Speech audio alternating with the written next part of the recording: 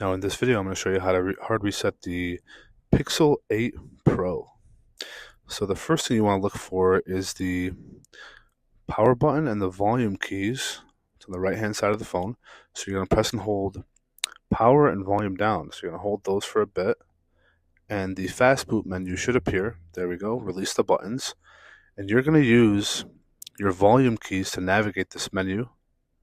As you see here, you press volume down and you're going to see recovery mode, and you're going to use your power button to select that menu. Once that's selected, your Android splash screen should come up. Now to bypass this, you're going to hold power for a second and then tap volume up. I'm going to show you how to do that in just a second. So hold power, then tap volume up, and then release them right away. So now you're in the Android recovery menu. We're going to use the volume keys to navigate this menu. We're going to go down to wipe data factory reset in just a second. We're going to scroll down to that. Use your power button to select. Use volume down to go to factory data reset. Press your volume key again, or power button, I'm sorry. Your data wipe's been completed, and that's it. Press your power button to reboot the phone.